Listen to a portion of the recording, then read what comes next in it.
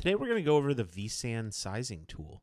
So let's get started. We're going to create a project and we're going to pick out the name for this project. We're going to look at a cluster for some databases. Put in the company name, the Salesforce ID if you have that tied to that. And then we'll add some tags. In this case, since this is a database consolidation project, we're going to add a tag for SQL and Oracle for this project specifically. And then we're going to add a description. So this is a project for database consolidation.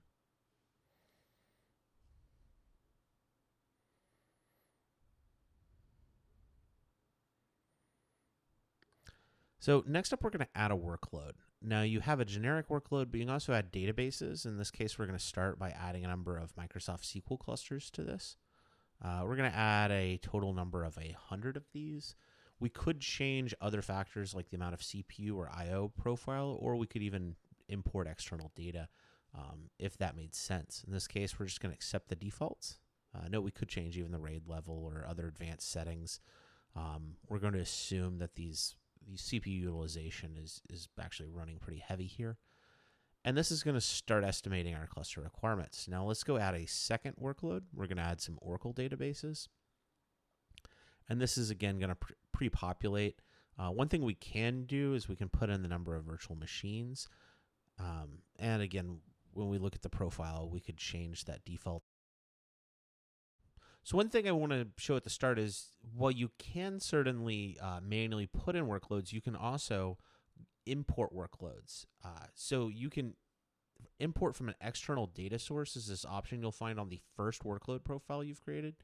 If you turn this on, you'll see that you can import either from RV Tools, which will import specifically from a Excel SX. It's a spreadsheet that RV Tools produces, or you can import a JSON import from OneIQ, which is another popular profiling tool.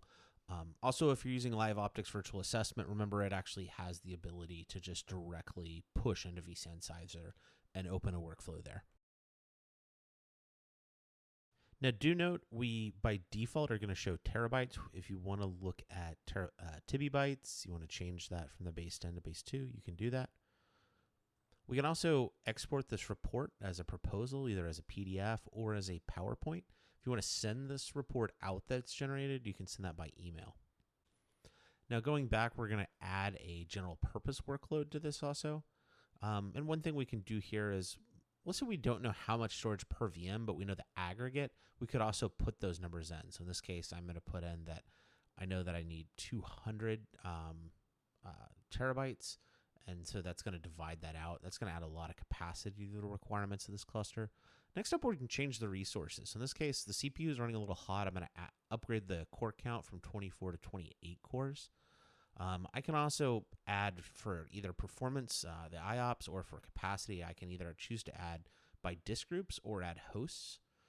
In this case, the default is disk groups. So we've added that. Now I've gone from 2 disk groups to 3. You see that the capacity is adjusted. We can also shift this metric so the default behavior is to add hosts. Now it looks like we need some extra memory in this host, so we can up the memory configuration that it's recommending. So now we've gone from 384 gigabytes per host to 512. Also, we could just add additional nodes to this cluster. So maybe we just said, let's just add 2 extra nodes to have some extra growth room. For that recommendation, we can do that. And if you've messed with this a lot and you want to reset it back, there's also a reset all button there.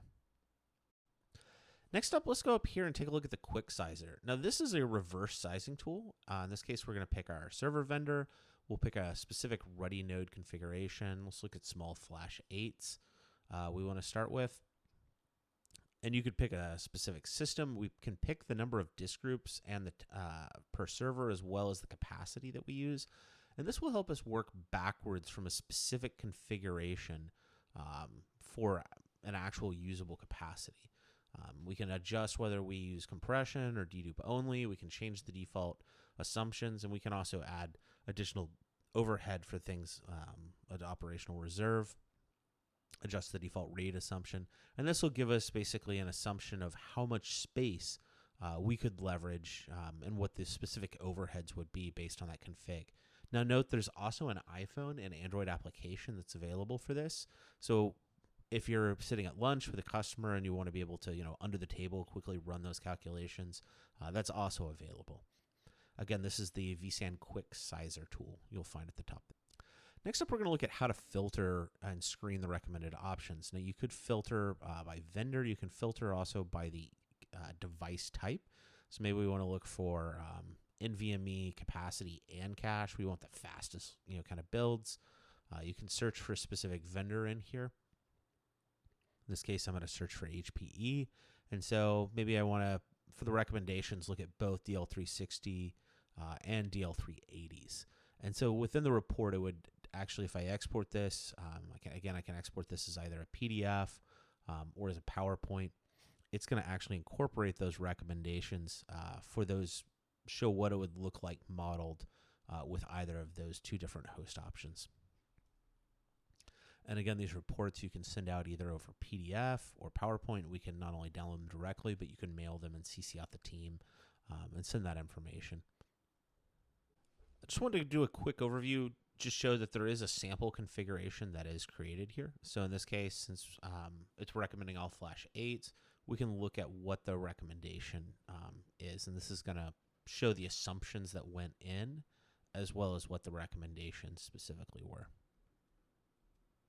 Project management is one last thing I wanted to show, is that once you have a project that's been completed, you can clone that project. So maybe you want to make slight variations for a secondary environment, or you want to update assumptions. You can also reset these projects back, but you can copy, you can delete. There actually is a project management capability.